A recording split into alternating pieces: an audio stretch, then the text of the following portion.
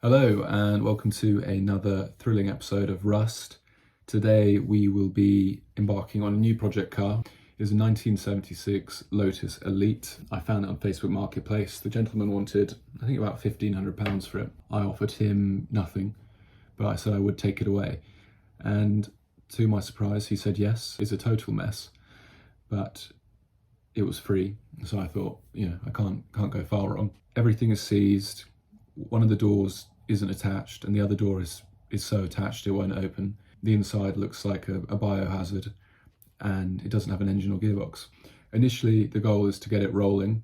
It's been sitting in a field for a long time. I'll attach some pictures right now. So it's so flat on the ground that the brakes are seized solid. So the first job is to get it rolling and air in the tyres. So lots of tyre weld needed because I'm not going to replace the tyres yet. Get it rolling, then probably take the body off, inspect the state of the chassis and figure out what to do with it. It definitely won't be a restoration project, it's not worth it. So let the fun begin. It is a Saturday, it's the King's coronation, and this heap of fiberglass arrived last night.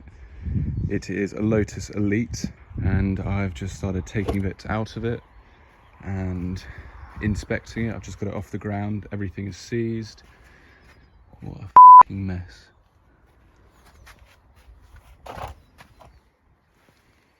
But we move. Another exciting project. I think the chassis is so I think I might just put the body on a Land Rover chassis. That's the initial thought, because the body's fine, it's fiberglass, it's cool shape. So session 1 on the Lotus, all the wheels are off now. Every single brake is seized, all the tyres don't hold air. Gave it a brush down, not a clean of any sort, not that it's worth really cleaning it, just getting the residual tree stuff off it. And yeah, it's already looking better, just not on flat tyres always helps. But yeah, so next thing to do is get it rolling and really just put it around the back and somewhere a bit more out of sight. But yeah, good for a rainy hour. So some Lotus progress. Fancy door, seals there, but after at least 20 odd years everything's turning. You can see how degraded the pad was. I'm still a bit stiff in that area. I need to somehow get down that area, which I will do. Yeah, same story on the other side. It's just turning fine, but there's all the degraded area, which had to use a lot of engine oil, just something so dense to lubricate it. But yeah, now onto the back ones. I'm not going to free the brakes because they're a bit too involved in there, so I'm just going to undo the hubs and see if I can just get the hub itself moving, undo the axle. So this is where I got to. In order to undo that, I needed to essentially undo all of this because of where the bolts are and my tool limitations.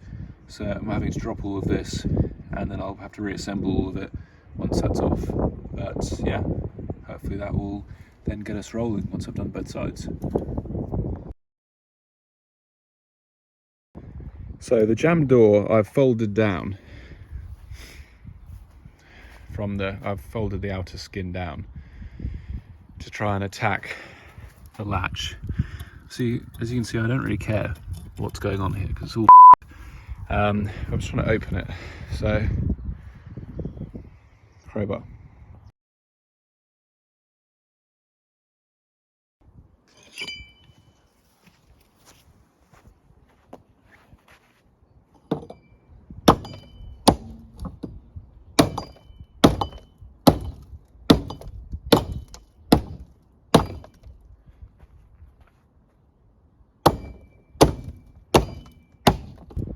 The door's been carefully removed. There's door card perfect, glass perfect, door cover perfect, inner door not so good. I think I'm going to bond it all together and like have the roof fold off as the door, kind of like they did on the Novas, something like that, or a Ferrari prototype thing, which I'll put in right now. because yeah, why not? Here's a better look at the interior. As you can see, it needs a bit of a clean, slight polish, bit of leather treatment, and it'll be ready to go. Now this seat's actually surprisingly good, so I might sell that. The other seat's the back seats look pretty so yeah, I don't know if there's any money in a single Lotus seat, probably not. So now I need to get these out, which look disgusting the way they're in, so we shall see.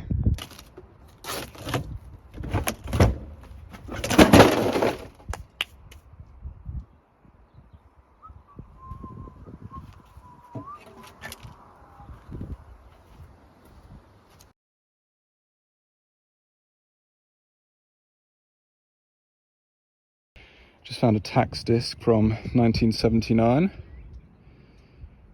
Probably was the last time it was on the road. £18.75. Fucking hell. So I got rather distracted and didn't finish freeing off the brakes, but most of the interior's out. Door cards are stripped back just to the skins. Glass is out. And yeah. The interior I took out is being kept safely in the incinerators. Another slight change of plan. The wheels are on, kind of, and holding air, kind of. So we're going to try and roll it back in there. That one is missing, but we can't let it get in the way.